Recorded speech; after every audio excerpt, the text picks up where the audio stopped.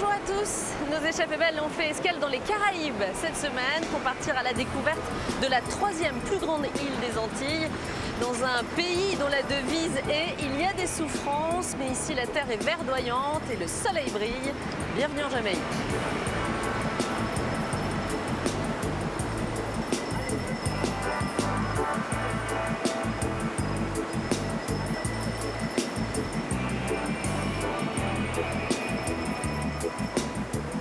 Bonjour. Bonjour. Vous sauvez ces petites tortues? Oui, quelques bébés. Je vais les remettre à l'eau vers 16h, Ok. quand la mer sera plus calme. C'est trop agité maintenant pour les relâcher. D'accord. Bonne chance les petites tortues. Have a nice day. Vous aussi, bienvenue en Jamaïque. Merci, c'est gentil. Merci beaucoup. Il serait un peu réducteur de dire que ce pays est seulement la patrie de la culture rasta, du reggae, de Bob Marley, de Jimmy Cliff ou encore des athlètes qui courent vite. Vous allez voir que c'est beaucoup plus que ça. C'est ce que nous allons découvrir en partant à la rencontre d'un peuple issu de plusieurs peuples, comme les gens d'ici aiment se définir. Alors, que signifie être fier d'être jamaïcain? C'est ce que nous allons découvrir au-delà des clichés.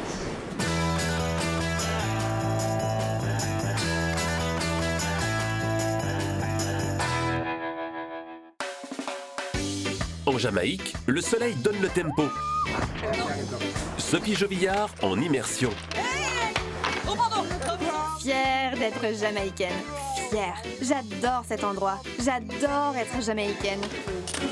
Une identité portée en étendard. Et une prise de conscience écologique.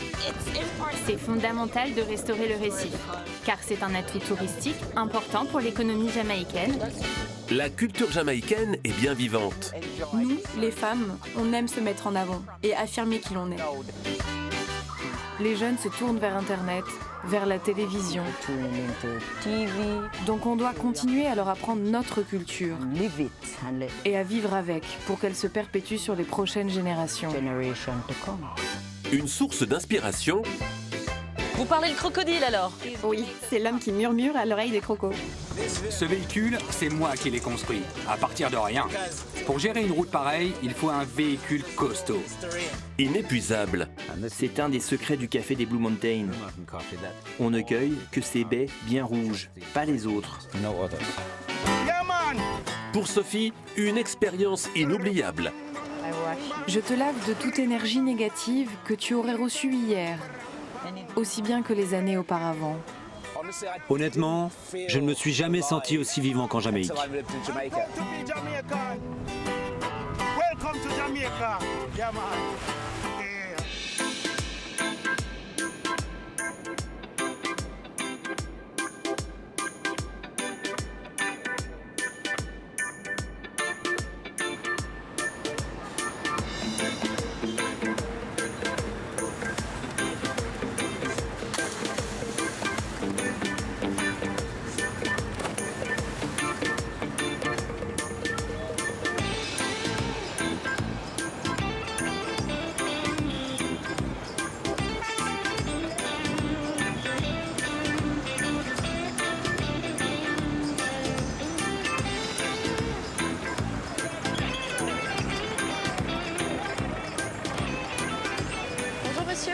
Vous êtes disponible? Yes. Oui.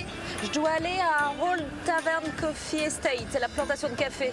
C'est possible? Yeah. Ok, merci Yeah. monsieur.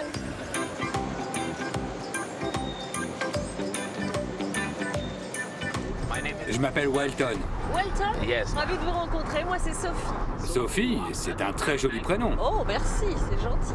We are in winter. On est en hiver, mais regardez ce soleil magnifique. Je voyage là, vous savez, ici dans le pays. C'est quoi le secret pour vous d'un voyage réussi? Jamaica have a lot. Il y a beaucoup d'endroits superbes en Jamaïque. We are famous for Le pays est notamment connu pour son excellent café, Jamaica have excellent quality. particulièrement dans les Blue Mountains où je vous emmène. The mountains there where we're going. Pour vous, c'est qui le meilleur ambassadeur de la Jamaïque? Of course, Bien sûr, nous avons notre légende, Monsieur Hussein. Usain Bolt? Usain Bolt. I mean, he is famous. But we have also Mais on a aussi nos célèbres musiciens. musicians here. Vous pourriez me faire écouter la musique que vous aimez, vous? This classic Je vais vous faire écouter un groupe qui s'appelle Third World. third world. Yeah. Ça donne envie de fumer un peu d'herbe, hein? Non, ça va aller, merci.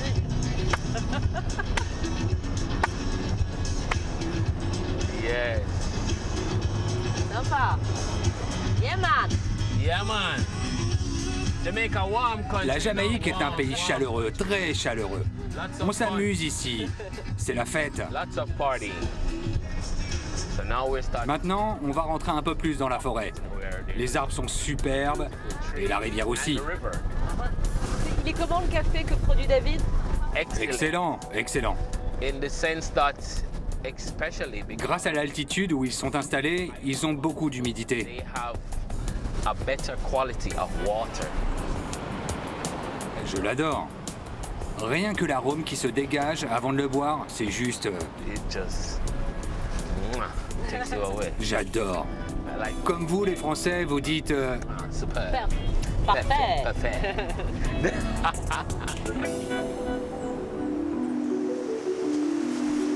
Vous rentrez dans un lieu unique.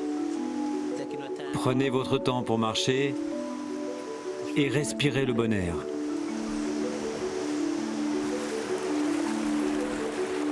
Andrew est professeur de photographie à l'université de Kingston. Aujourd'hui, avec un guide forestier, il accompagne ses étudiants à la rencontre de leur île.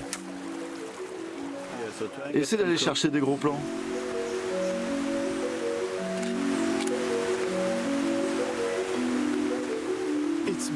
C'est magnifique.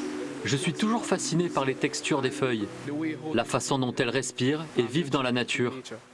Ça me fait réaliser à quel point notre île est incroyable et que nous, les jeunes, si on en prend soin, on ne voudra peut-être plus forcément partir à l'étranger, mais rester pour en profiter comme les touristes.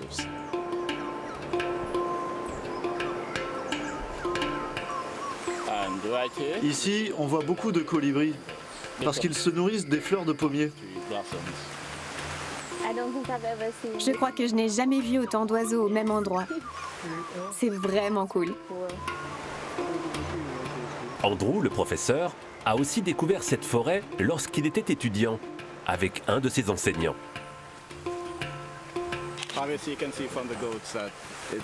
De toute évidence, la chèvre et le pin des Caraïbes nous indiquent que la forêt est exploitée.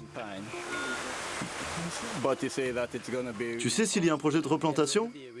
Oui, il va y avoir de la reforestation, avec des espèces endémiques, pas seulement des pins. Reprendre la terre, oui. Oui, car le pin détruit les sols.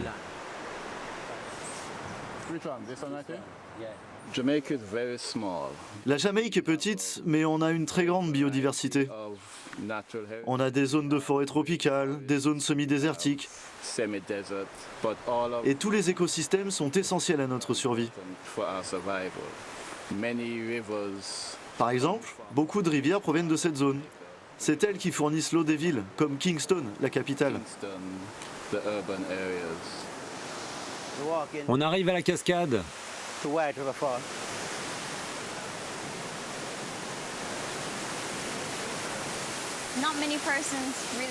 Beaucoup de gens n'ont pas la chance de voir ça. Regardez, moi, j'habite ici. Et pourtant, c'est la première fois que je viens dans cet endroit. Si on est de plus en plus nombreux à explorer notre île, ça nous permettra de développer notre conscience environnementale.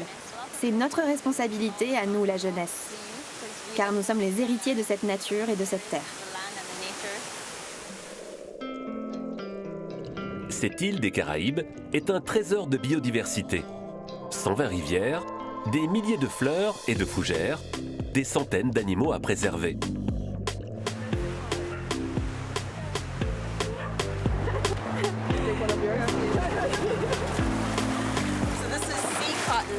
C'est du cotonnier créole. Si tu n'as pas de savon pour nettoyer ton masque, c'est un merveilleux antibuée naturel. Tous les gens de la mer ici en Jamaïque le savent. Liane et ses amis sont youtubeurs. Dès qu'ils peuvent, ils explorent leur île pour la préserver.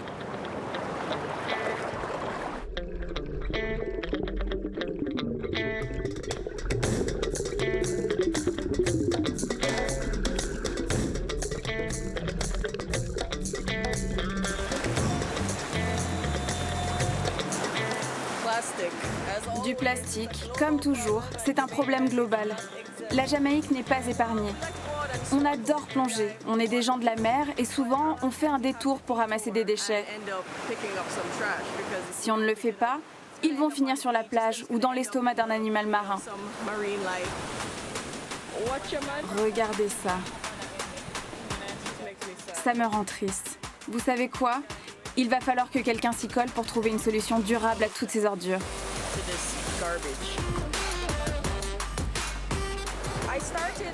J'ai créé ma chaîne YouTube par nécessité, car j'ai grandi ici en voyant la beauté et le déclin de notre nature. Je veux montrer ces deux facettes aux gens, pour qu'ils comprennent ce qu'il y a à préserver.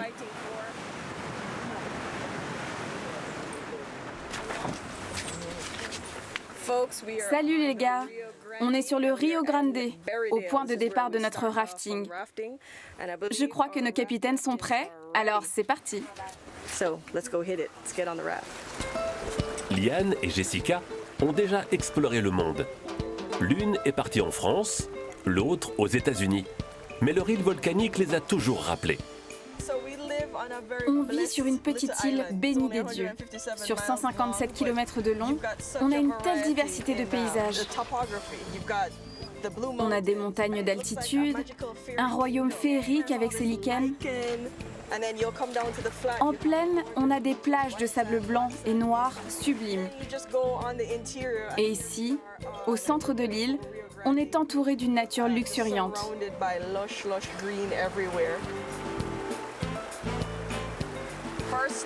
Premier arrêt au Gros Rocher.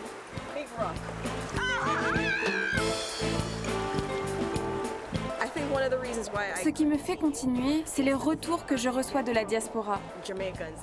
Ma chaîne garde leur mémoire en vie. Elle ravive les souvenirs. Ils se rappellent à quel point ce pays est incroyable, à quel point on doit le préserver pour l'avenir.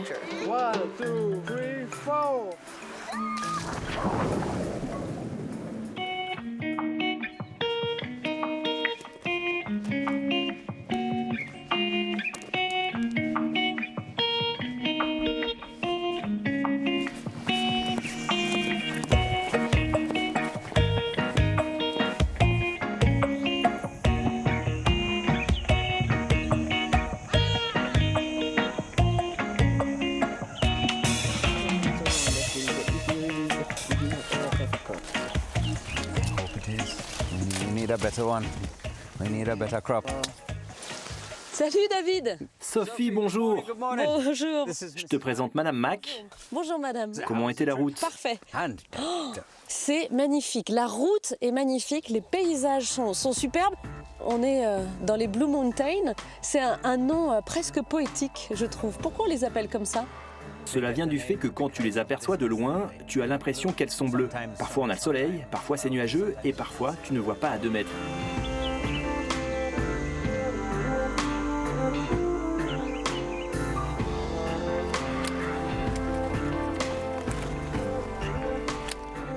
Madame Mac fait le métier le plus important dans une plantation de café. C'est elle qui taille les arbres pour qu'ils restent assez bas, pour qu'ils soient aérés, pour pouvoir prendre le soleil. C'est grâce à ce travail qu'on peut avoir du café. C'est quelquefois difficile de cueillir les fruits. Il faut tordre les branches, mais elles peuvent casser, et du coup on perd des baies. Ça fait 30 ans que je taille ces arbres. Et avant, c'était sa maman. C'est une très grande tradition familiale.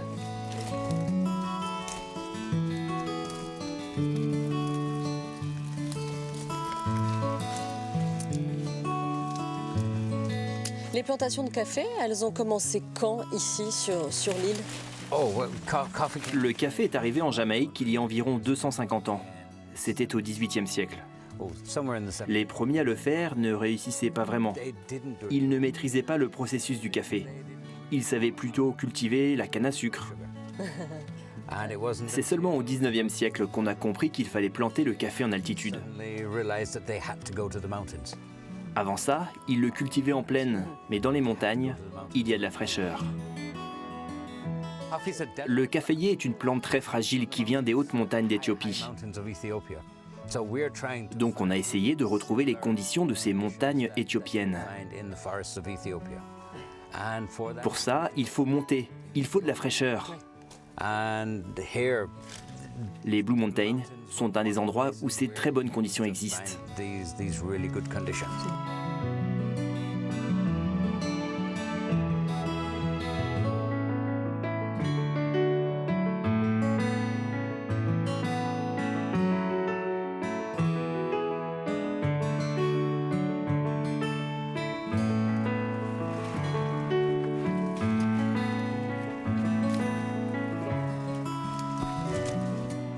Alors ton petit trésor, le voilà. Sur tout caféier, tu peux voir ça. Des baies de différentes couleurs. Mais toutes ne sont pas prêtes à être cueillies. Seulement les rouges et brillantes, comme celle-ci. On les appelle les cerises du café. Là. Celle-ci peut-être j'attends un petit peu. Attends, peut-être assez rouge. Dans 2 ou 3 semaines, toutes celles-ci auront mûri. Sur une année, notre récolte s'étend sur environ 6 mois. C'est un des secrets du café des Blue Mountains. On ne cueille que ces baies bien rouges, pas les autres. Mais ce n'est qu'une des étapes pour produire un des meilleurs cafés du monde.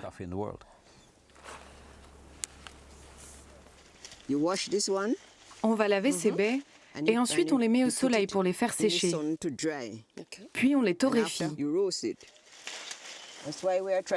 Est-ce que vous pouvez attraper cette branche? Il faudrait la couper ici.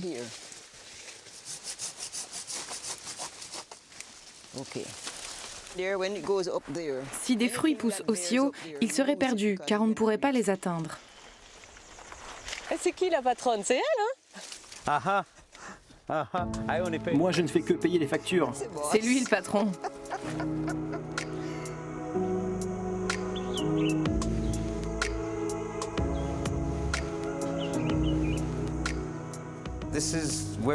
Voilà la pièce où on va torréfier notre café. Bonjour mesdames. On sélectionne tous les grains à la main pour ne garder que les plus parfaits. Le travail de patience qu'il faut pour faire ça.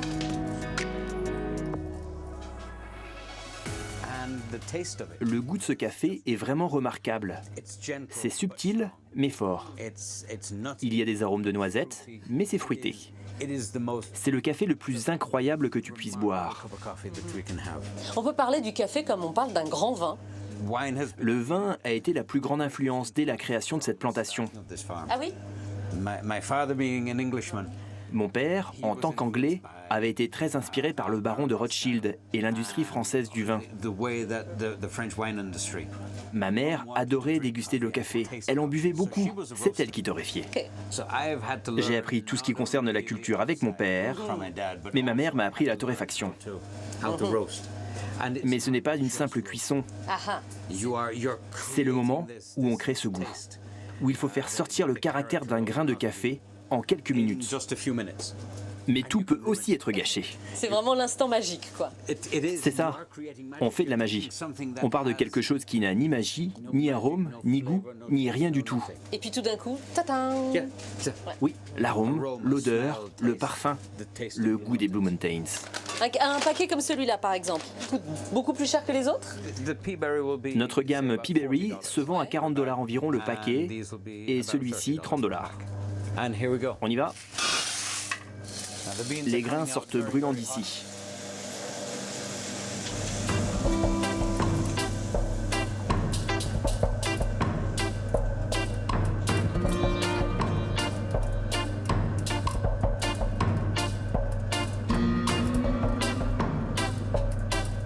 Le temps change là, j'ai l'impression, les nuages montent un peu. Oui, quelquefois on est dans la maison, fenêtres ouvertes, et les nuages entrent littéralement dans la maison. C'est très beau, c'est la maison dans les nuages. C'est magique en tout cas comme endroit, hein, vraiment ici. Je me permets, je me sers, je prends la tasse bleue, ça te va? Choisis ta tasse. Alors ce qui est original, c'est que là tu rajoutes du miel dans ton café. Oui, c'est ma belle-mère, la maman de David, qui m'a appris à mettre du miel dans mon café. D'accord, bah, on va en parler avec David. Je viens pour une dégustation. Enjoy. Merci. Ah, c'est délicieux. On apprécie de le boire et pas seulement au réveil. Heidi, tu es naturellement, toi, entrée dans cette belle histoire familiale autour du café. Oui, j'ai découvert Old Tavern en voyageant avec des chercheurs. On avait fait une pause ici et on m'avait dit « c'est le meilleur café de Jamaïque, tu dois absolument le goûter ». J'ai donc rencontré les parents de David bien avant de le rencontrer lui. Et année après année, je revenais toujours ici quand je voyageais. Alors ça voudrait dire que tu es tombée amoureuse du café avant de tomber amoureuse de David. C'est ça. Désolée David. Le pouvoir d'une tasse de café. Il y a l'amour et la vie dans une tasse.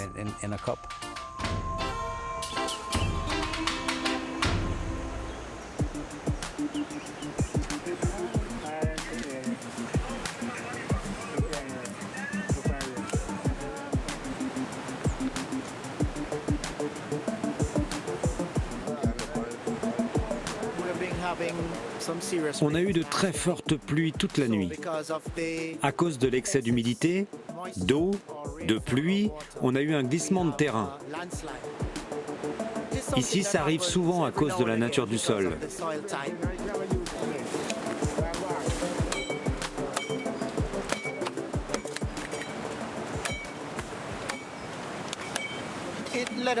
Mais ça nous rend plein de ressources.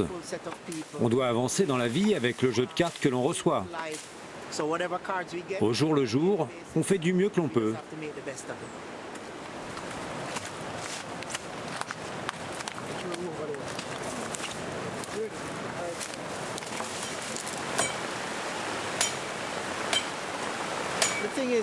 On a appelé les autorités. Mais la communauté s'active pour gérer la situation.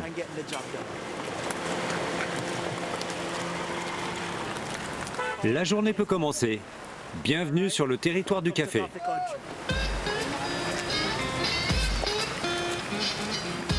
Dans le centre de l'île, prendre les routes qui mènent aux plantations d'un des cafés les plus chers au monde relève du challenge.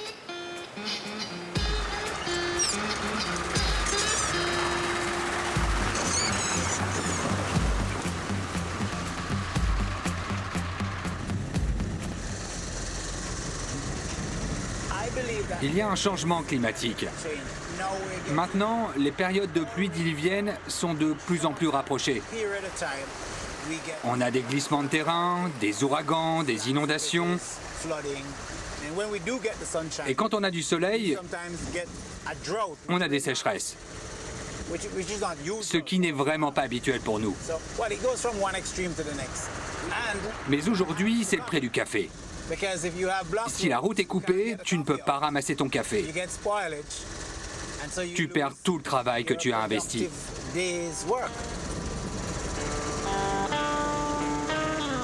Percy travaille sur ces routes aussi sinueuses que dangereuses depuis plus de 45 ans. Elles sont le sésame qui mène au trésor de l'île, le café qu'il va récolter. Quand je suis allé passer mon permis de conduire, l'examinateur m'a demandé « Où est-ce que tu as appris à conduire ?» J'ai répondu « Dans la montagne ». Et il m'a rétorqué « Clairement, tu conduis comme un mec des montagnes ». Je l'ai croisé quelques fois sur la route. Et à chaque fois, il me dit « Le chauffeur des montagnes roule toujours ».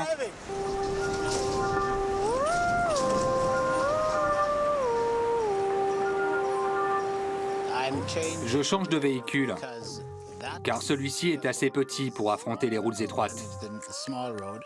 Celui-là ne peut pas se frayer un chemin.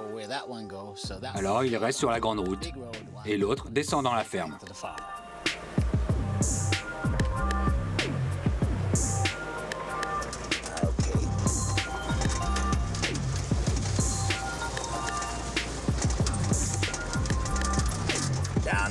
Allez, on descend dans le trou. J'adore ça. C'est moi qui l'ai fait cette route, avec le tracteur. Alors je l'adore. J'aime les challenges.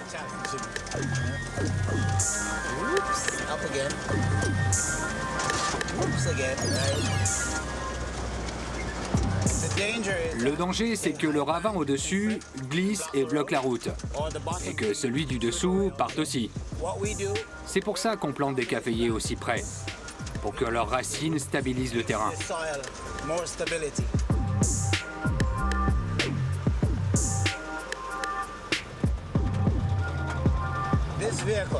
Ce véhicule, c'est moi qui l'ai construit, à partir de rien. Pour gérer une route pareille, il faut un engin costaud.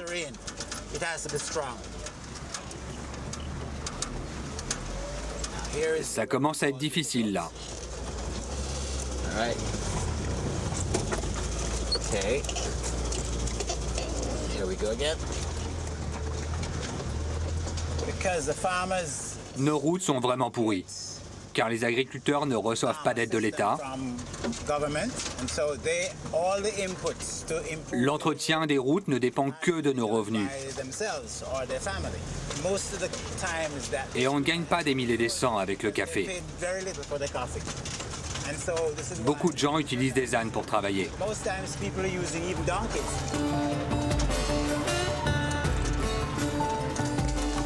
Il faut prendre les grains rouges, les plus matures. Tous ces efforts pour un trésor qui prendra les airs à l'exportation, principalement au Japon.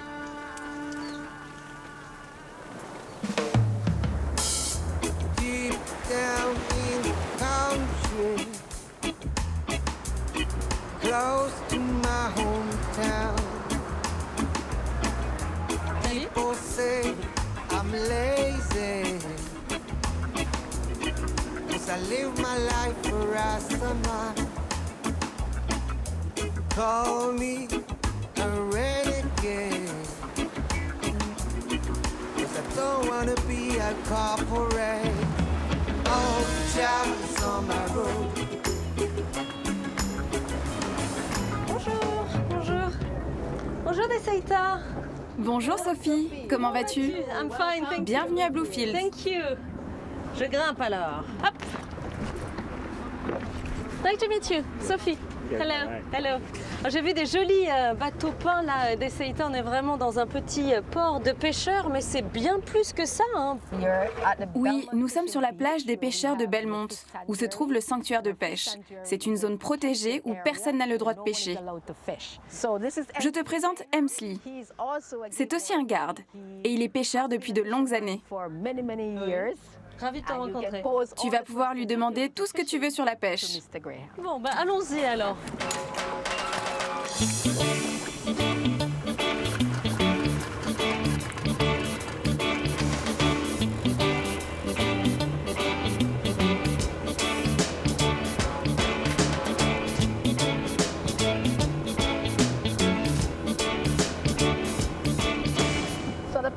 Les pélicans sont les seuls autorisés à pêcher dans le sanctuaire. Ce sanctuaire, c'est vraiment un exemple unique ici en Jamaïque où il y en a plusieurs. Nous avons 18 sanctuaires de pêche autour de l'île. Mais Bluefield est le plus étendu de tous. On revoit des espèces qu'on ne voyait plus depuis des années. Par exemple, on aperçoit quelquefois des langoustes près du ponton, ce qui n'arrivait jamais quand j'ai commencé il y a 28 ans.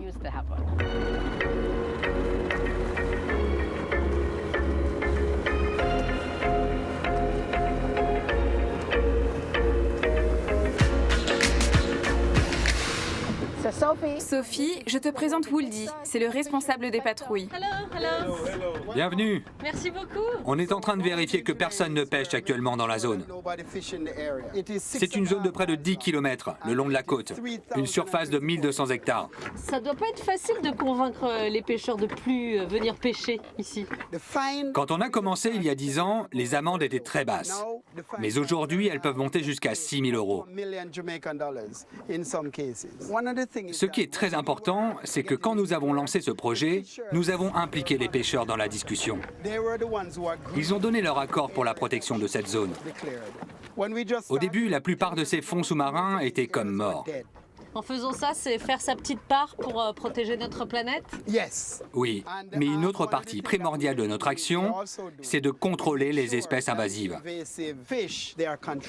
Sans ces contrôles, le reste des poissons disparaîtrait. Donc c'est extrêmement important. Et grâce à cette action, les gens viennent du monde entier pour admirer nos fonds. Donc là, vous êtes en train de me dire que là en dessous, il y a des merveilles. Bah, c'est génial.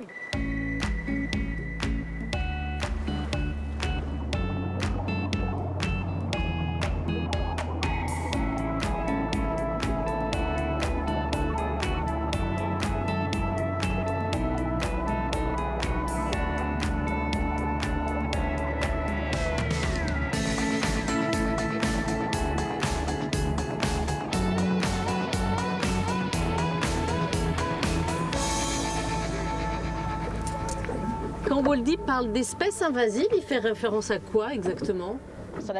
La rascasse volante est un exemple d'espèce invasive que nous avons en Jamaïque. Ce que nous avons décidé de faire, c'est manger pour supprimer. Parce que quand il est arrivé, personne ne voulait le manger. Car il a du venin dans ses épines. S'il te pique, tu vas gonfler et finir à l'hôpital.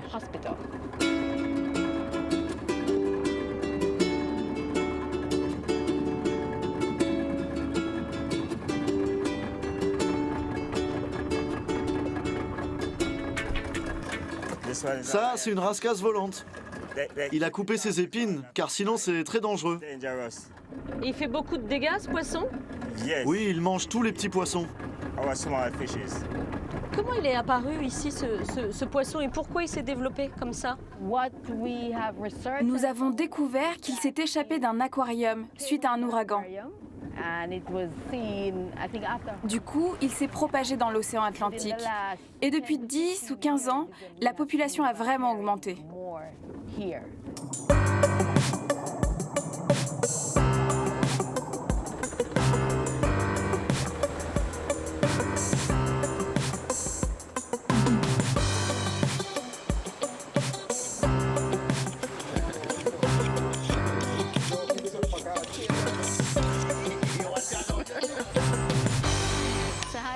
Voilà Sophie, on arrive au restaurant de Kevin.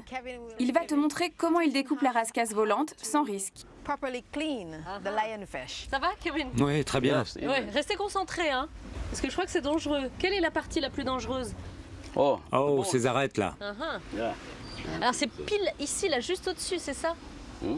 Ici, là. Ah ouais. Quand elle est dans l'eau, elle se déploie, on dirait une fleur. Donc les autres poissons n'ont pas peur et nagent autour. Elle patiente, et dès qu'ils approchent, elle les attrape. C'est intéressant de se dire d'une espèce invasive qui a créé beaucoup de problèmes ici, on en a fait quelque chose de positif pour les habitants. Kevin a été le premier à essayer de la préparer et à la proposer à ses clients. D'accord. Alors rassurez-moi, quand on le cuisine, on ne risque plus rien du tout. C'est vraiment pas dangereux de le manger. Non, pas du tout, aucun risque. C'est un très bon poisson, délicieux.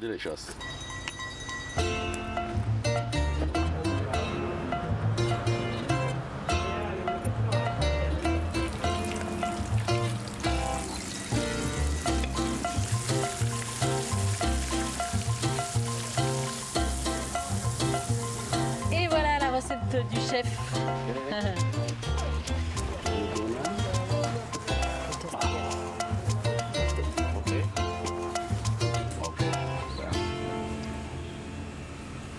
Alors, c'est bon, hein?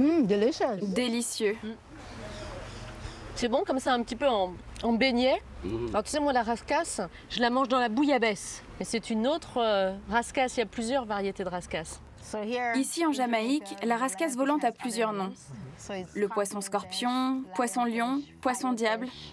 Bon, quoi qu'il en soit, ce poisson qui est invasif a vraiment changé le quotidien des gens ici. Et c'est très bon. Merci beaucoup.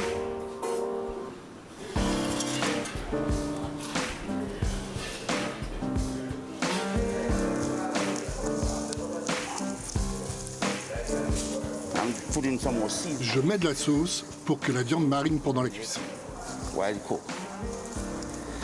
Et ça, c'est des feuilles de poivrier pour la saveur. Maintenant, je peux couvrir avec des planches faites en arbre à pain. Ce bois que j'utilise a 15 ans. L'arbre à pain n'est pas endémique de la Jamaïque. Christophe Colomb l'a amené ici Et après, cet arbre a aidé les esclaves qui s'échappaient des plantations à survivre dans les montagnes. Ils pouvaient faire cuire ses fruits. Ça s'annonce bien, ça cuit doucement. Je suis fier de faire perdurer cette tradition.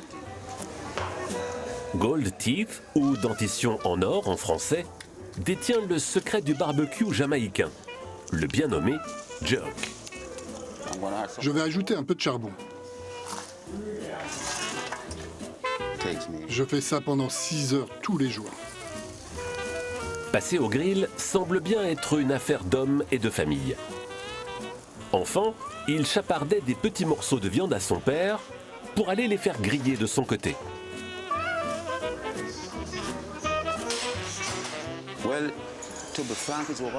Cet endroit a plus de 100 ans maintenant. L'histoire a débuté avec mon arrière-grand-père. Et aujourd'hui, on retrouve des jerks comme celui-là sur toute l'île de la Jamaïque. Mais tout a commencé ici.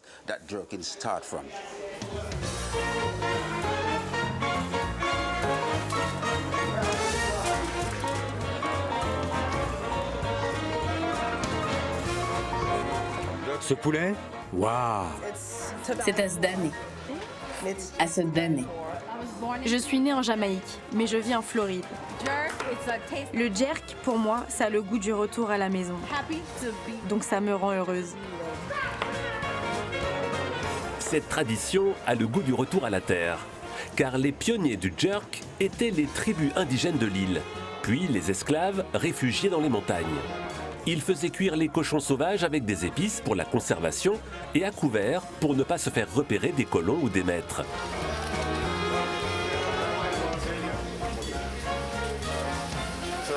Salut mec!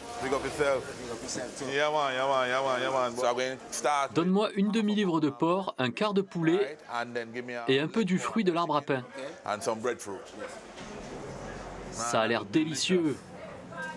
Gariel gère plusieurs restaurants sur l'île et il s'est pris de passion pour le barbecue. Il fait l'inventaire des meilleurs jerks de Jamaïque.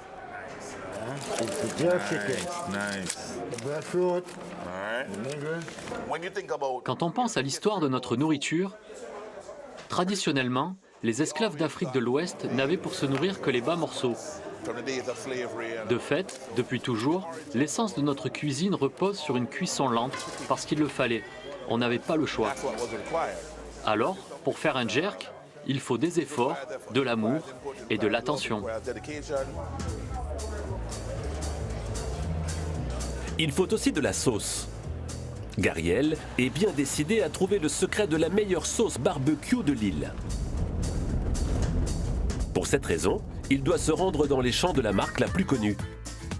La toute première à avoir mis le jerk en bouteille. Celle qui aujourd'hui s'exporte dans le monde entier. Beaucoup de Jamaïcains qui ont émigré ont vu l'opportunité d'ouvrir des jerks et de partager leur culture avec le monde. Aujourd'hui, il y en a en Australie, en Europe, partout. Ces piments sont vraiment très gros. Il faut qu'on plante plus de piments. Plus de piment? Pourquoi? Dis-moi, grand-mère. Parce que l'usine manque de piments parfois. Il faudrait importer et ce ne serait pas pareil. On veut produire localement. Salut Denise, comment ça va? Salut Gariel. Tu aimes ce que tu vois? Mon Dieu, c'est fantastique. Là, c'est les fermiers de la coopérative. Le plus important. Super, super. Denise est tout simplement la patronne. Elle a mis au point la recette de la sauce si populaire avec sa coopérative de paysans, environ 120 personnes. Nos piments sont forts, très forts. Dans les années 80, on a commencé à se demander ce qui pouvait améliorer notre vie de paysans. On avait du piment et des gens qui élevaient des cochons. Alors on s'est rassemblés et on a démarré. On a tué les cochons et on a fait du jerk. Ensuite, on a commencé à recevoir des lettres avec de l'argent nous demandant « Pouvez-vous nous envoyer une bouteille de sauce ? J'en avais acheté chez vous. »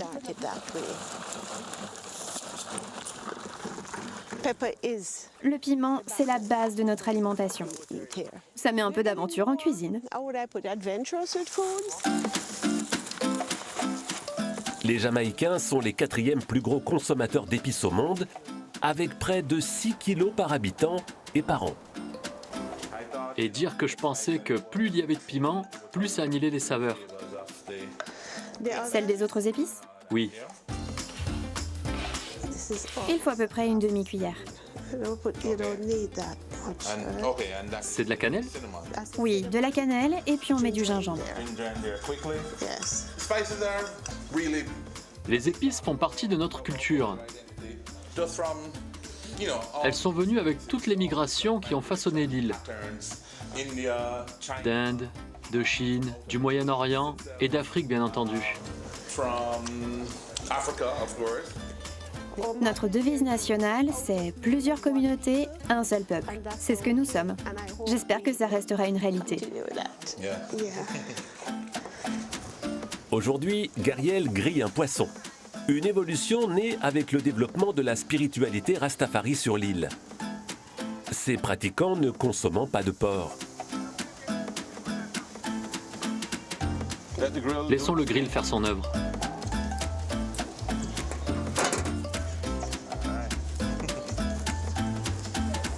Le jerk nous rassemble.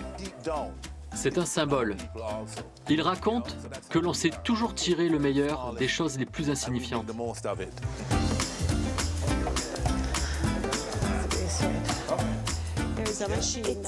Nous sommes le jerk.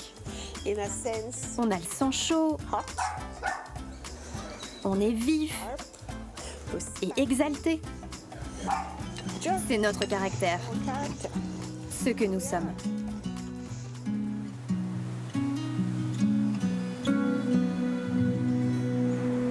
Seita, comment ça va? Salut Sophie, ça fait plaisir de te revoir. Oui, moi aussi. Tu veux un petit café? Je t'attendais. Oui, merci. Avec la vue sur la baie, je comprends pourquoi tu es tombée sous le charme de ce lieu. Hein. Raconte-moi justement dans quelles conditions tu es arrivée ici. Eh bien, ça fait 23 ans maintenant. J'avais été invitée dans la communauté par un ami. Et je suis tombée amoureuse de cet endroit. C'est si beau. Je veux dire, il y a la montagne et la mer. Je me suis dit, c'est ici. C'est le paradis sur Terre. C'est ce jour-là que j'ai décidé de vivre et de travailler ici. Aujourd'hui, j'ai prévu de t'emmener à un belvédère pour que tu puisses voir la baie de Bluefields d'en haut. Tu vas aussi découvrir la faune et la flore locale. Ça va être encore une belle journée. Je te laisse terminer ton café. Moi, je prends un petit peu de vitamine avant la rando.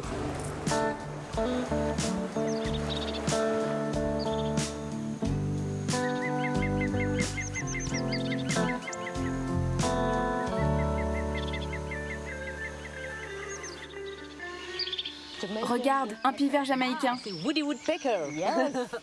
C'est une de nos espèces endémiques. Tu ne trouveras cet oiseau qu'en Jamaïque, nulle part ailleurs dans le monde. Alors des pivers comme ça, on en trouve d'autres dans le monde, mais celui-là, tu me dis qu'il est vraiment endémique. Qu'est-ce qu'il a de particulier, le pivert de Jamaïque?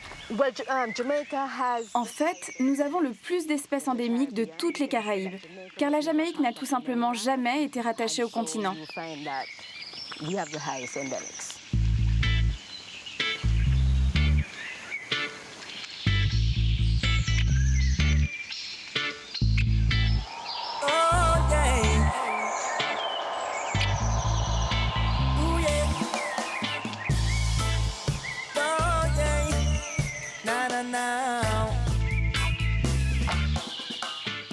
Regarde Sophie, la magnifique vue sur la baie de Bluefields. Qu'est-ce qu'on voit là d'ici? Le sanctuaire marin commence juste ici, là où se trouve ton hôtel. Et il s'étend sur toute cette zone vers l'ouest. Alors on voit que la nature autour est très préservée. On entend la rumeur là, des habitations qui sont en dessous avec toujours de la musique omniprésente. Mais voilà, on a réussi à protéger un peu ce littoral. Oui, on fait tout ce qui est possible pour que nos agriculteurs aient des pratiques vertueuses pour l'environnement. Tout ce qui est fait dans la montagne a des conséquences directes. La pluie peut provoquer des glissements de terrain à cause de l'érosion. L'impact négatif est immédiat sur le sanctuaire marin. Tu me parlais des pêcheurs hier, tu me parles des fermiers aujourd'hui. C'est important d'arriver à les convaincre qu'il faut protéger ce territoire. Ils ont compris que grâce au tourisme et aux gens qui viennent voir le sanctuaire, les oiseaux, il y a des retombées économiques et que grâce à cet argent, on peut financer la protection de l'environnement et le développement de la communauté.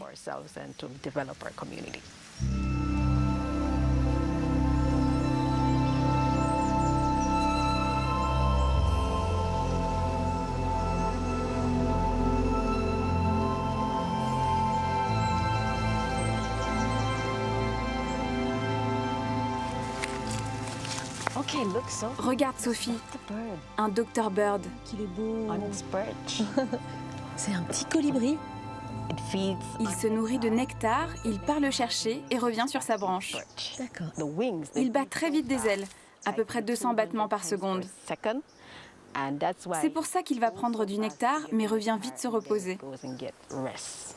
Alors déjà, pourquoi on l'appelle comme ça, Dr Bird? Oiseau docteur, car tu vois, sa queue est longue.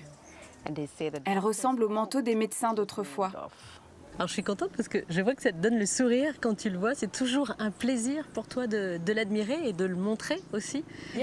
Oui, il est si spectaculaire. Et puis lui aussi, il est unique, endémique de la Jamaïque. C'est notre oiseau national, donc on est toujours fiers quand on le voit. Et puis, on a un historien célèbre qui est venu à Bluefields.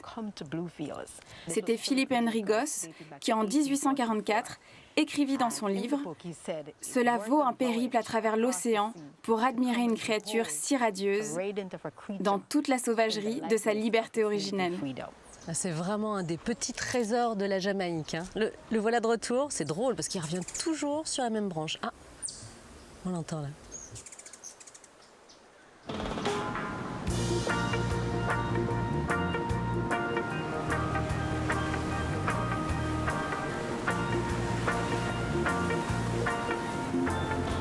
Ah, ça fait du bien de retrouver la plage et le bord de mer, hein? Oui, si tu veux, on peut prendre un verre au bar de Shelly. Je veux bien.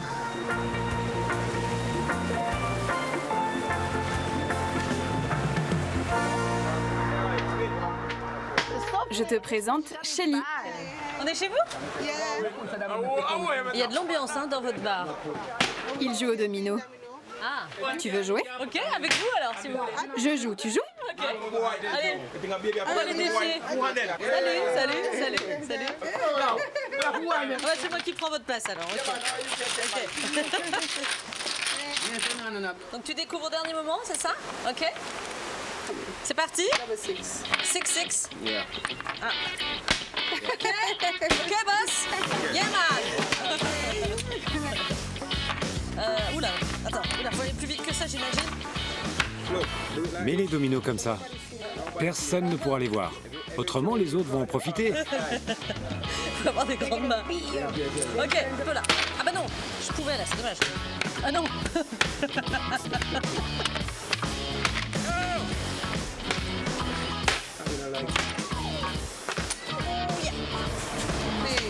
That's the shot some more of the sip on the board.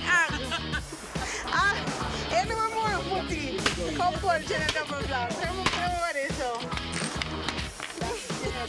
Hey! Oh pardon, I'm sorry. That's okay. Bon, j'ai vu l'oiseau national avec toi. Est-ce que là, je joue au sport national? Oui, parce que tous les Jamaïcains jouent au domino. C'est un jeu que les gens adorent.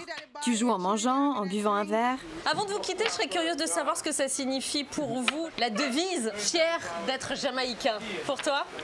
Fière d'être jamaïcaine. Fière. J'adore être jamaïcaine. C'est tout pour moi.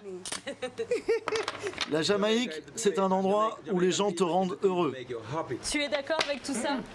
Oui, la Jamaïque, c'est un des endroits où les gens sont les plus accueillants. On dit plusieurs peuples, une seule nation. On dit ça car il y a plein de cultures différentes. Les Espagnols, les Anglais, plein de nations différentes ont occupé la Jamaïque.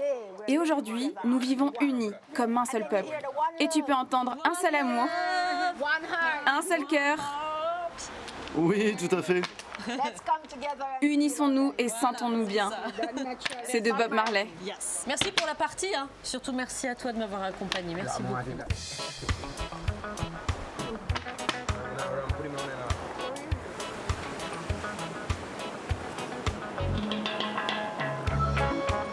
En Jamaïque, où le record mondial d'églises au mètre carré est incontesté, les femmes ne choisissent pas leur tenue du dimanche par hasard.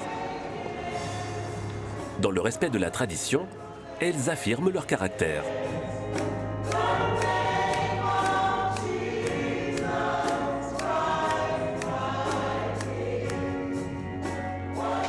Ici, les gens sont plutôt conservateurs. Le christianisme est dominant en Jamaïque. Ceci dit, même si on est conservateur, ça ne limite pas notre façon d'être. Nous, les femmes, on aime se mettre en avant et affirmer qui l'on est.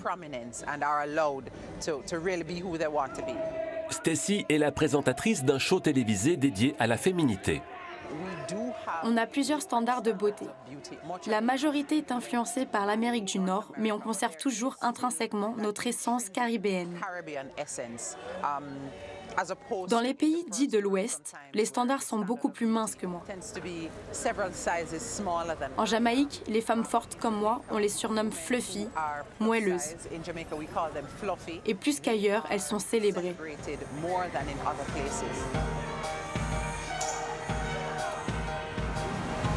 Cette confiance au féminin s'acquiert dès le plus jeune âge.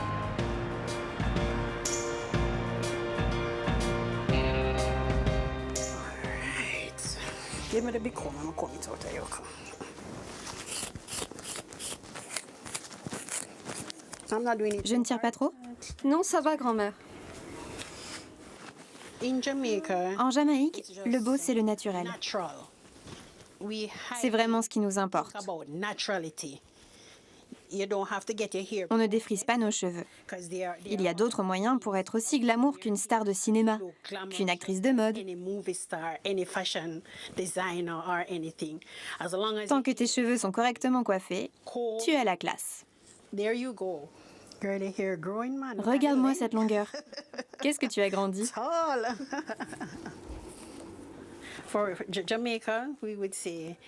Si un Jamaïcain nous regarde, Ayoka ou moi, il dira « Quelle beauté noire !»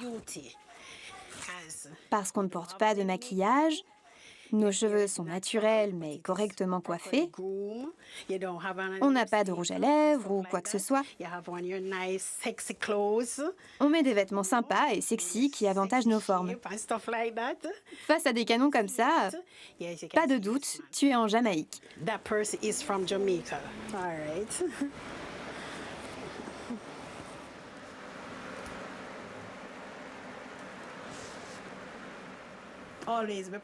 On est toujours fiers, même si on n'a pas d'argent en poche. On reste de fières Jamaïcaines. Ça ne sert à rien d'être timide, ça ne mène nulle part. Il faut être là, camper, fermement.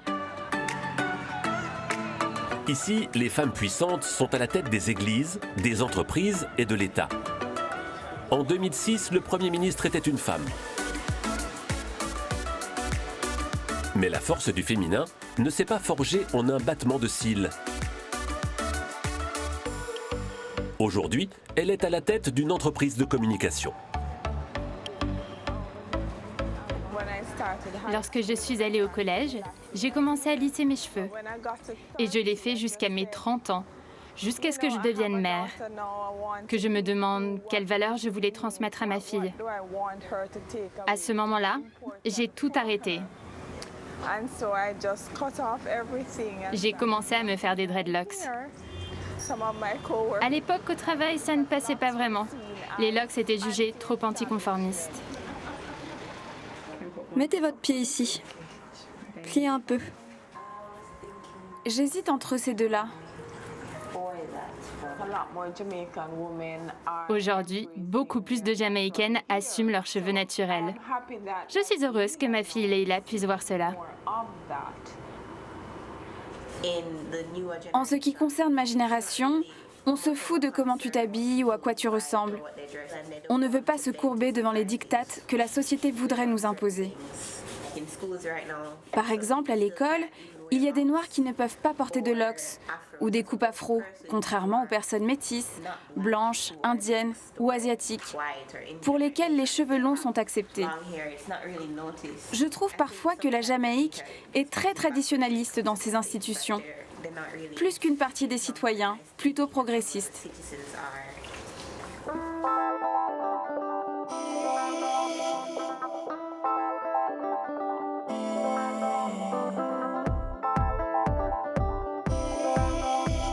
Si la Jamaïque détient le record d'églises au mètre carré, elle détient aussi celui des bars à rhum.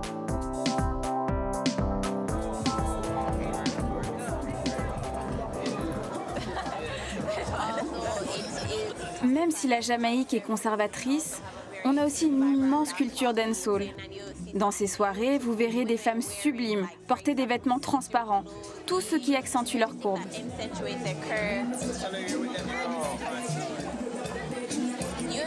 Généralement, moins de tissu tu portes, mieux c'est. Tu veux bouger, t'exprimer, bouger tes fesses sans contrainte. Beaucoup de gens trouvent ça inapproprié, contrairement à l'église, où tout le monde est bien mis et couvert.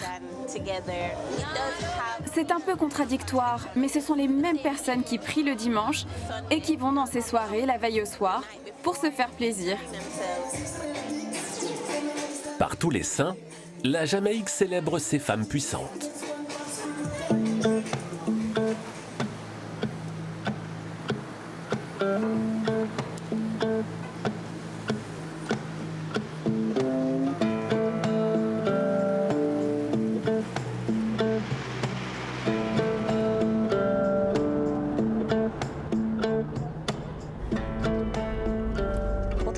Je continue mon voyage avec toi, en très très bonne compagnie. Et puis ensemble, on va s'intéresser à un habitant un petit peu particulier de la Jamaïque. De qui s'agit-il ? Oui, l'animal très particulier auquel on va s'intéresser, c'est le crocodile américain. C'est la seule variété présente en Jamaïque. C'est une espèce protégée. Pour ça, je t'emmène dans un endroit très particulier que j'adore. C'est le seul sanctuaire de crocodiles en Jamaïque. Je dois t'avouer que je suis un peu entre curiosité et anxiété parce que je ne sais pas trop à quoi m'attendre avec les crocodiles. Je comprends parfaitement.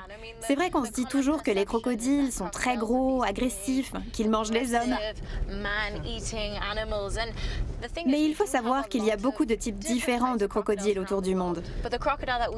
Celui qu'on a ici est présent dans 17 autres pays. Il est particulièrement docile et même plutôt timide. Il va plutôt avoir tendance à fuir l'être humain qu'à l'attaquer. Peut-être que le plus dangereux finalement c'est la route, hein, parce qu'elle est un petit peu cabossée, mais on a un super chauffeur donc on risque rien.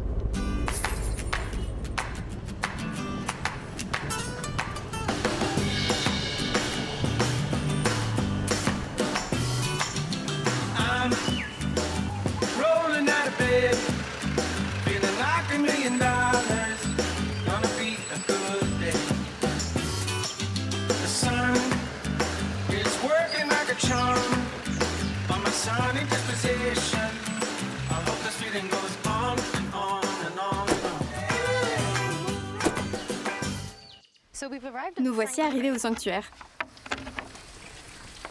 Oula! Oh, voici le premier crocodile. Ok. Hi Lawrence. Salut Lawrence. M'approche pas plus, hein? C'est bon. C'est qui lui, Lawrence? C'est Pirate. Ah, un jeune mâle. Il vient de manger. Ok. Il est très impressionnant ce croco, dis donc. On risque rien là? Pas vraiment. Mais il pense à son estomac. D'accord. Donc ne te balade jamais par ici avec de la nourriture dans les mains. Il pourrait te suivre et essayer de l'attraper. Ok. Lawrence travaille avec ces animaux depuis des décennies. 40 ans. 40 ans? Ok, donc ça va. Il connaît tout de leur comportement et de leur façon d'interagir entre eux. C'est quoi l'histoire de Pirate, Lawrence? C'est un sauvetage. Il bloquait un local avec du matériel de nettoyage. Donc ils m'ont demandé de venir le déplacer. L'idée, c'est vraiment qu'il reste ici, dans ce centre, ou la volonté, c'est de le relâcher? Non, on veut qu'il soit dans la nature. L'idée de ce sanctuaire, c'est de faire de la préservation et de la pédagogie. On élève également les crocodiles pour les relâcher dans leur milieu naturel, car beaucoup ont disparu à cause de la destruction de leur habitat et du braconnage. Oui, le braconnage, c'est un des principaux problèmes en Jamaïque. La vente de la viande de crocodile a augmenté sur le marché noir. Il y a aussi un mythe disant que leur chair est aphrodisiaque. Ce sont tous ces problèmes qu'on essaie de combattre, mais c'est très difficile. Bien mangé? Bien mangé? Bien. Tu peux retourner là-bas, tu sais. Il faut que tu retournes là-bas maintenant. Vous parlez le crocodile alors? Oui, c'est l'homme qui murmure à l'oreille des crocos. Allez, venez.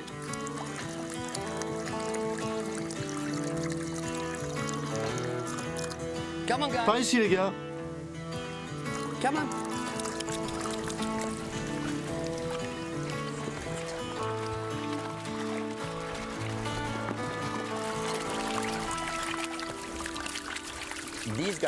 Ceux-ci ont à peu près 27 mois. Et quand ils auront 3 ans, on les relâchera dans différentes zones de la nature. Là, vous les nourrissez? Oula! Là, je vois que vous les nourrissez, ça leur fait bien plaisir. Une fois que vous allez les relâcher, comment ça va se passer pour eux? On interagit le moins possible avec eux. On ne veut pas qu'ils s'habituent trop à l'être humain. De cette façon, ce sera beaucoup plus simple pour eux de s'adapter au monde sauvage.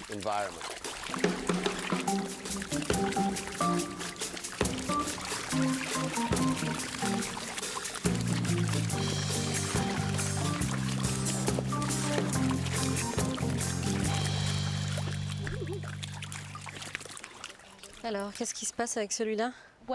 On va le mettre dans un bassin plus grand. Mais avant ça, je vais lui faire un petit contrôle médical. Je vais aussi lui implanter une puce pour pouvoir le tracer. Je vais te montrer. 14.6 centimeters for the goes. Move your hand. Yeah, move your hand. Yeah, I will try not to start myself.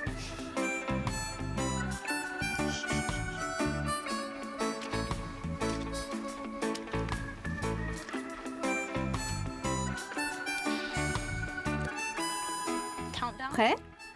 3, 2, 1. Ah, il veut rester avec toi. Allez.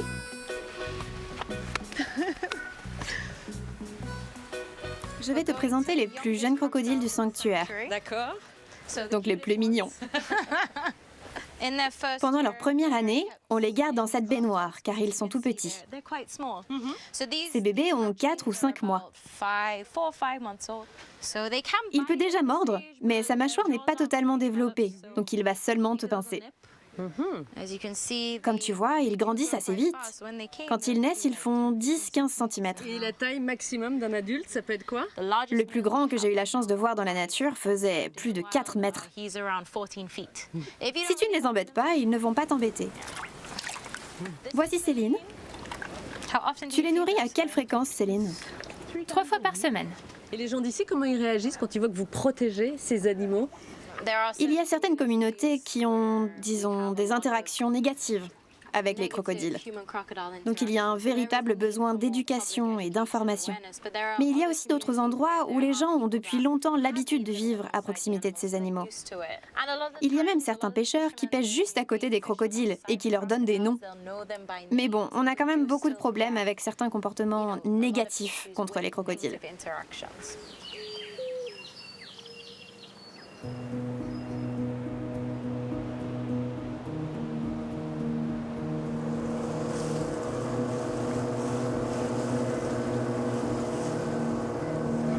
On va aller par là.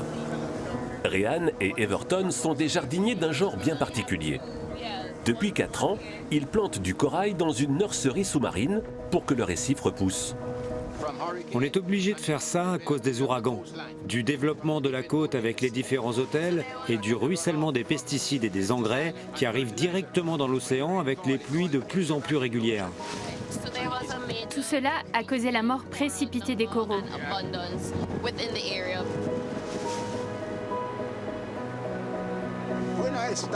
Quand j'ai commencé à plonger, les coraux étaient pleins de couleurs. Maintenant, ils sont tout pâles. On accélère le processus de restauration naturelle du corail. On fait de notre mieux. On arrive. On est bientôt à la nurserie. On ne jette jamais l'ancre. Ça endommagerait encore un peu plus le corail. En 10 ans, entre 2009 et 2018, 14% du corail mondial a disparu.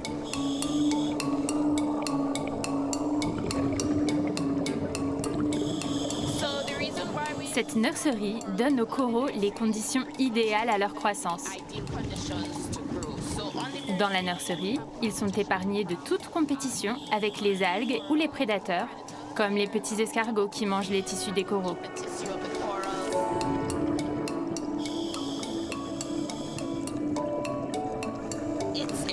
C'est fondamental de restaurer le récif, car c'est un atout touristique important pour l'économie jamaïcaine, mais surtout, le récif est un habitat privilégié pour les poissons.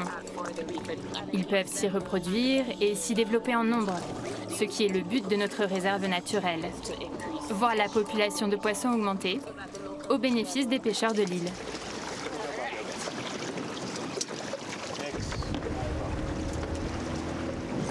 Ils se portent pas si mal. Comme tu dis. Le récif protège nos rivages. Il empêche les vagues d'aller s'écraser tout droit sur la côte et d'engloutir le sable. Il est donc nécessaire à notre survie et à celle des poissons. On doit faire tout notre possible pour le sauver, sans attendre que les futures générations fassent ce que nous devons faire maintenant. Tous les humains sont dépendants des barrières de corail. Sans le corail, les poissons qui nous nourrissent disparaîtraient de la surface de la Terre.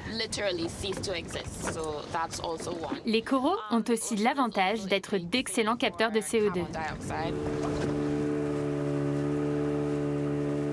Réan est originaire de Trinidad et Tobago. Elle est venue en Jamaïque pour ses études en biologie marine, car l'île est à l'avant-garde de la restauration des coraux. Les pélicans nous indiquent que l'écosystème se porte mieux. Quand j'ai commencé à travailler ici, il y a 2 ans, honnêtement, on n'en voyait pas un. Maintenant, on les voit suivre les bateaux de pêcheurs. C'est vraiment gratifiant pour nous. Ça montre que notre travail fonctionne et que ça vaut le coup.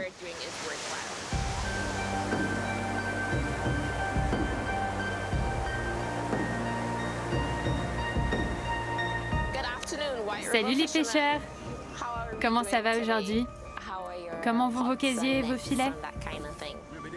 Everton est pêcheur, comme tous ceux autour de la table. La réserve de corail fonctionne parce qu'ils se sont engagés aux côtés des scientifiques. Chaque semaine, ils se rencontrent. Dites-moi, à l'extérieur de notre réserve naturelle, est-ce que vous constatez que le récif attire les poissons? Les vivanos et les poissons perroquets sont revenus? Je vois plus de poissons. À chaque fois que je plonge pour pêcher, je vois plus de poissons. Oui, j'en vois aussi. Je ne sais pas si c'est un rapport avec les coraux qui les attirent, mais il y a des barracudas partout.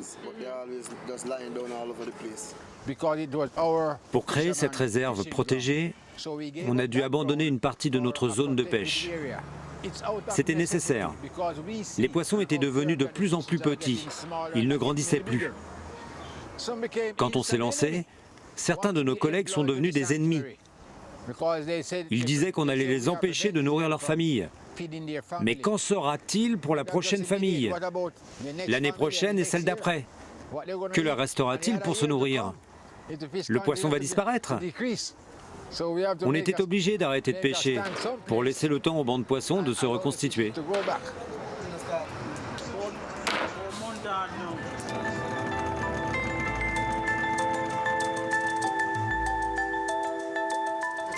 C'est l'heure d'aller patrouiller.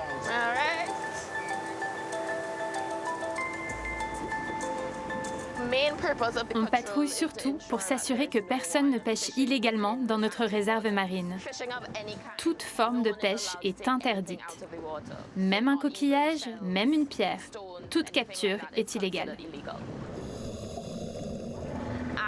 Ainsi, les poissons peuvent aider le corail à grandir en limitant la quantité d'algues qui s'accumulent sur les coraux. Donc plus on a de poissons, plus le corail reste en bonne santé.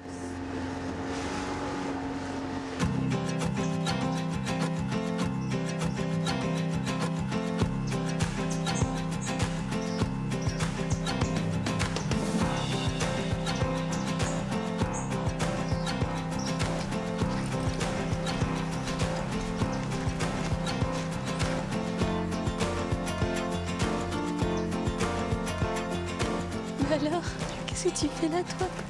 Qu'est-ce que tu fais là? Excusez-moi, est-ce que vous savez où je peux trouver Mamadji?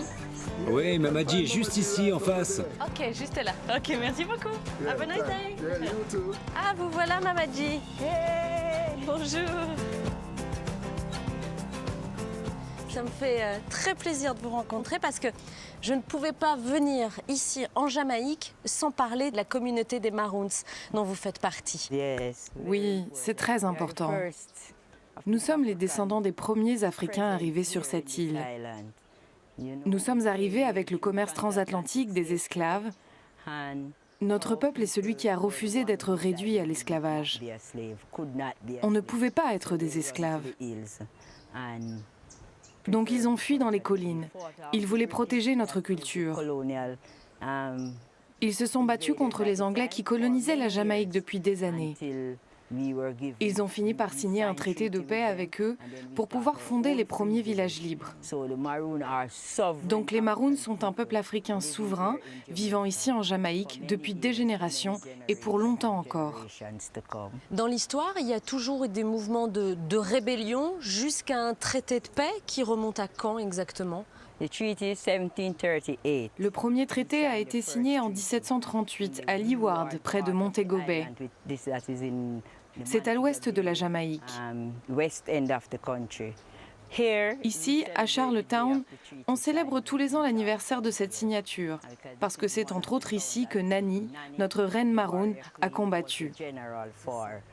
Moi, la première fois que j'ai vu son visage, c'est sur un billet, ce billet-là. C'est d'elle dont vous me parlez? Oui, c'est notre maman. Ouais, je crois qu'il y a très peu de représentation de Nanny, très peu de description. La seule chose que l'on sait d'elle, c'est qu'elle était très petite, mais qu'elle avait ce regard très brillant et perçant. Les femmes sont fortes chez les Maroons. Bon, merci de m'accueillir chez vous. Merci de me permettre de partager un peu votre quotidien. Je suis très honorée. Vous êtes lumineuse, Mamadji. Tu es la bienvenue ici. Viens avec moi.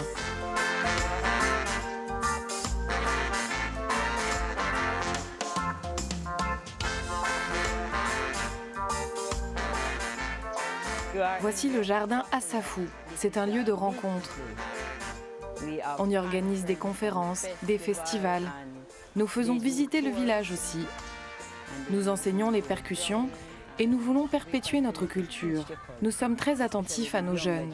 On leur permet de faire leurs devoirs ici. Aujourd'hui, vous êtes grand-mère, vous, Mamadji. Qu'est-ce que vous leur dites à cette génération? On a déjà perdu beaucoup, tu sais. Les jeunes se tournent vers Internet, vers la télévision. Ils découvrent de nouvelles cultures grâce à ça et ils les assimilent. Petit à petit, nos jeunes adoptent une nouvelle culture et de nouveaux modes de vie. Donc on doit continuer à leur apprendre notre culture et à vivre avec pour qu'elle se perpétue sur les prochaines générations.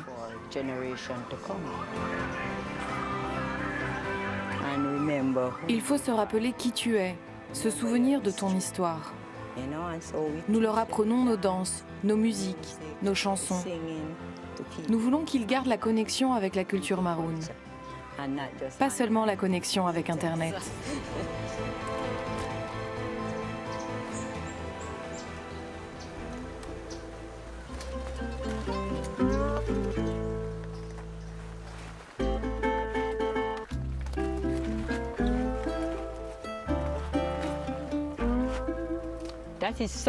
Ça, c'est le fruit à pain.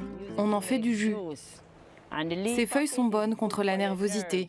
Elles t'aident à dormir. Ah bah faudrait que je vous en prenne un peu. J'ai des problèmes pour dormir. Je vais cueillir ces herbes maintenant. Elles sont très connues pour leurs vertus apaisantes.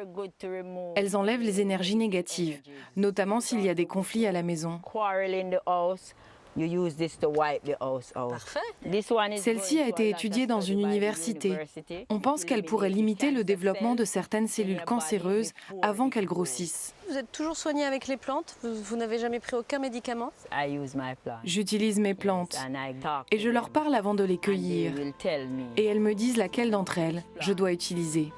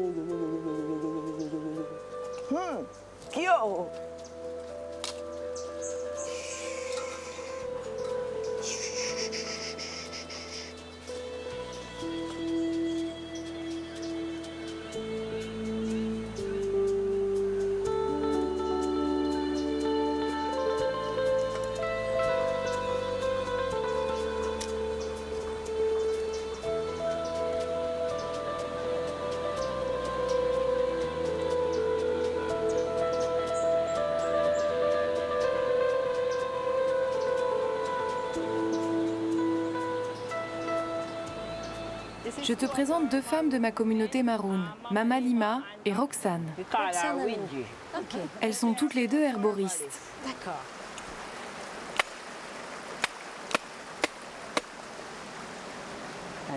Je verse l'eau de coco.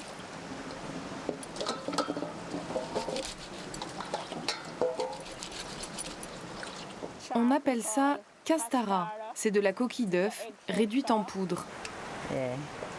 Ils sont très bons. Je vais d'abord m'en verser sur la tête pour te prouver que c'est sans danger. Mais je vous fais confiance, Mamaji.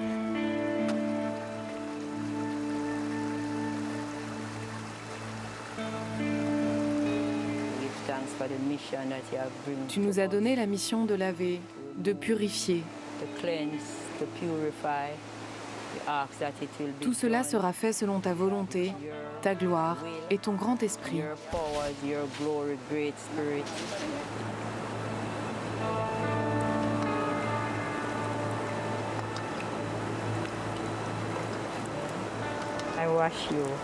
Je te lave de toute énergie négative que tu aurais reçue hier, aussi bien que les années auparavant.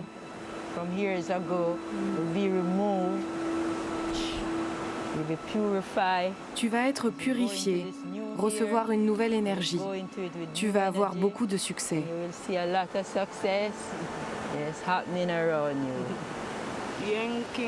Dieu Tout-Puissant, fasse que Yang King Pong la guide et la protège.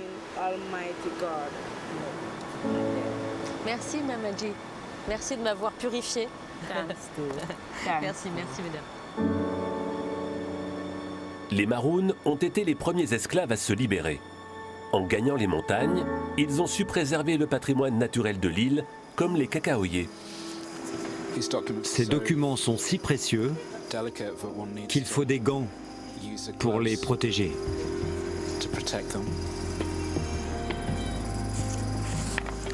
Je suis plutôt nerveux à l'idée de les consulter. Mais ouvrons.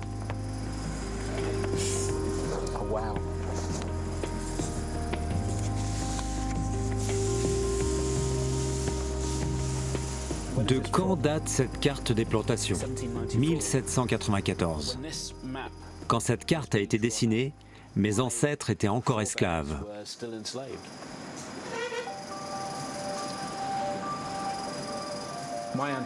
Ils étaient exploités par les colons britanniques, qui les avaient amenés d'Afrique de l'Ouest pour travailler la canne à sucre.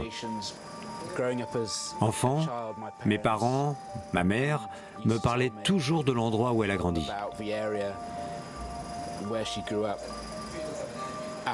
Après l'émancipation, la terre de mes ancêtres était sur cette parcelle. D'esclaves, ils sont devenus paysans. Pas sur des terres extraordinaires, mais des terres sur lesquelles ils pouvaient cultiver le cacao. Aujourd'hui, ce qui est incroyable, c'est que sur ces mêmes terres, je ramasse du cacao pour en faire du chocolat. La première fois que Nick est venu en Jamaïque, il avait 16 ans. Le chocolatier est né dans l'Angleterre industrielle. Ses parents, jamaïcains, étaient infirmières et ouvriers de l'automobile. Salut, comment ça va? Ouais, super. On va chercher du cacao? Tu en vois? Oui. Il y en a là aussi. Tu l'attrapes?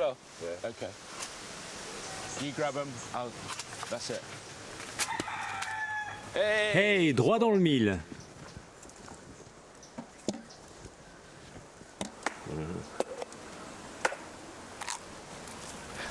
C'est le fruit qui va nous donner un chocolat digne de ce nom.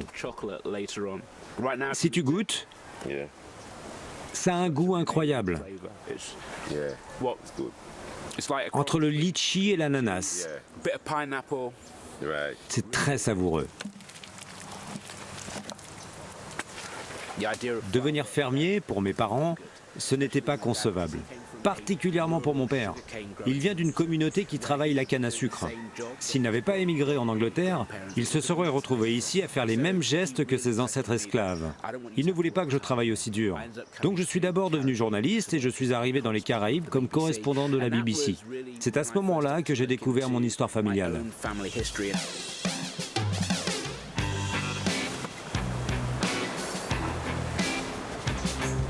Ça m'a donné un sens de l'identité que je n'avais jamais ressenti auparavant. Je ne me suis jamais senti anglais. Quand je suis arrivé ici, j'ai vu qu'il y avait des gens qui me ressemblaient dans toutes les classes de la société. Au Royaume-Uni, je ne voyais pas ça.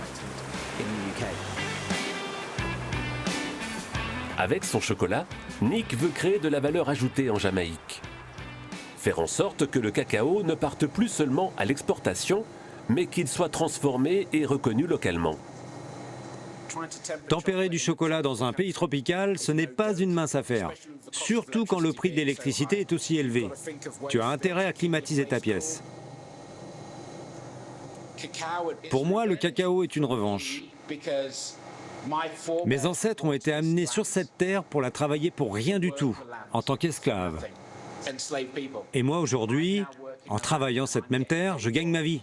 C'est ma revanche. Comme Nick, les Jamaïcains qui empruntent le chemin du retour aux racines sont nombreux. Salut tous! Salut Nick! Alors qu'est-ce que tu fais? Je viens acheter de la canne à sucre pour faire mes jus de fruits. Je suis né et j'ai grandi au Royaume-Uni avant de m'installer ici il y a 3 ou 4 ans. Mon histoire parle du colonialisme de la canne à sucre. En produisant et en vendant du jus de canne, je rends hommage à mes ancêtres, en affirmant qu'on peut gagner nos vies avec. La revanche est douce. Oui, la revanche est douce, man.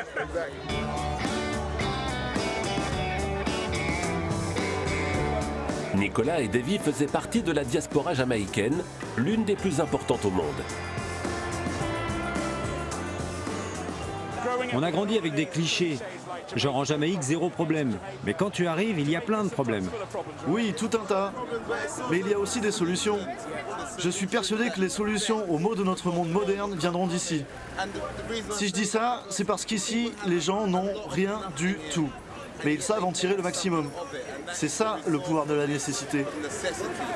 Voilà, ici, on a la criminalité et des gens qui roulent trop vite. Mais à la fin de la journée, je peux supporter tout ça car ici, je tiens ma destinée entre mes mains. Honnêtement, je ne me suis jamais senti aussi vivant qu'en Jamaïque.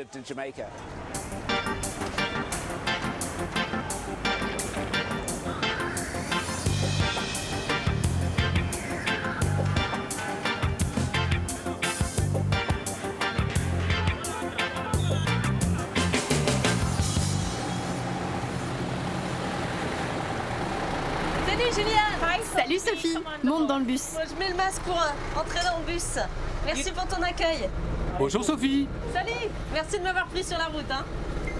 Ok, bon, je pouvais pas le rater, hein, le bus, hein, parce que celui-là, il passe pas inaperçu. Ce bus est appelé le bus Bashi. Et on sait que les jeunes aiment ce qui est Bashi. Faut que tu m'expliques déjà exactement ce que ça veut dire Bashi. Moi, je connais pas ce mot Bashi. Bashi, c'est avoir des vêtements à la mode, des choses très colorées qui vont attirer l'œil. C'est une image pour exprimer de l'excitation, des choses palpitantes. Alors derrière nous, je vois des affiches de prévention contre le sida, de l'utilisation des préservatifs, la fin des violences contre les femmes et les jeunes filles. C'est ça que vous faites ici, c'est de la prévention. Notre association est non gouvernementale. Elle apporte beaucoup d'assistance sur le plan social à ceux qui en ont besoin. Notre but est d'informer les jeunes. La mission du Bashibus, c'est de faire passer un message de façon à ce qu'il soit entendu. On leur dit qu'on s'intéresse à eux et qu'on est là pour les aider. C'est pour ça que notre bus ne ressemble à aucun autre bus.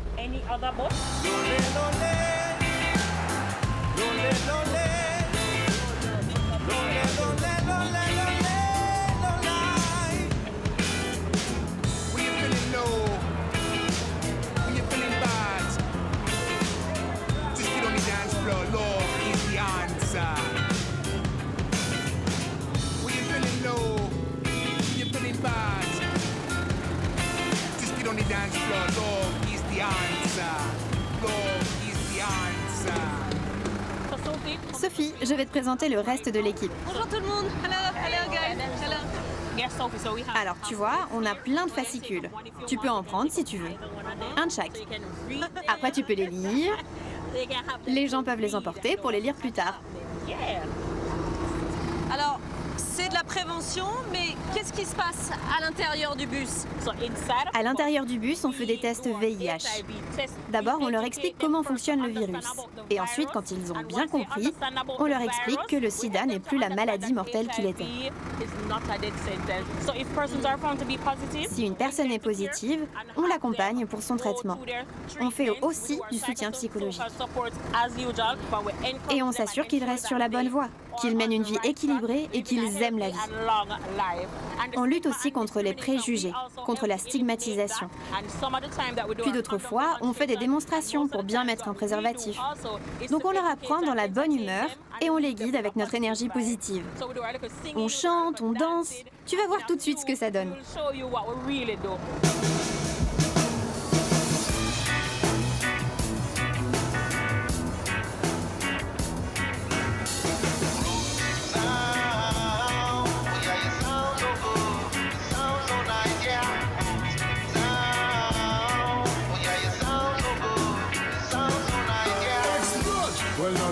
To the off-road with some brutal lyrics when need a pin code.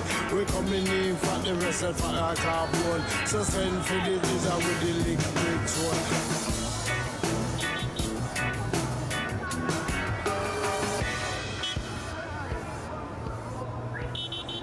Moi, je voudrais que tu me racontes aussi pourquoi toutes ces démarches-là, elles sont importantes pour toi à titre plus personnel. Pour moi, tous les enfants sont mes enfants. Parce que je suis une maman. Et je sais ce qu'on ressent quand on manque de certaines choses pour son enfant. Ce qu'on fait, c'est qu'on encadre également les parents pour s'assurer que les enfants vont bien. C'est pour ça qu'on aide les parents à comprendre et accompagner leurs enfants. Merci beaucoup, je te souhaite bonne chance pour tous tes projets et bravo pour cette initiative. Prends soin de toi. Merci Sophie.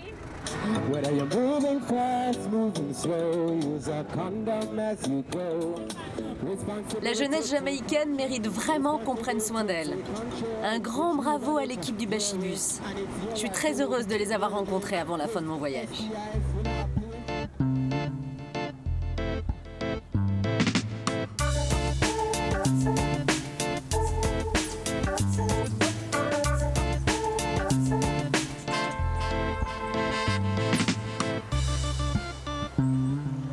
Avant de partir, je voulais retrouver un peu la fraîcheur des Blue Mountains et vous dire au revoir dans ce décor. Réunissons-nous et sentons-nous bien, c'est sur ces mots de Bob Marley que je voulais vous quitter. Un petit conseil, si vous voulez apprécier votre voyage ici, mettez-vous tout de suite à l'heure et au rythme jamaïcain. Et je voulais remercier toutes celles et tous ceux qui m'ont accueilli ici et je garderai un souvenir particulièrement ému de ma rencontre avec Mamadji qui m'a purifiée et depuis je me sens beaucoup mieux. L'occasion de vous dire au revoir et à bientôt, de vous souhaiter de faire de très beaux voyages. comme d'habitude, vous le savez, vous pouvez revoir ces émissions sur les réseaux sociaux, donc n'hésitez pas et donnez-nous aussi de vos nouvelles. Je vous embrasse très fort et faites de beaux voyages. À bientôt les amis.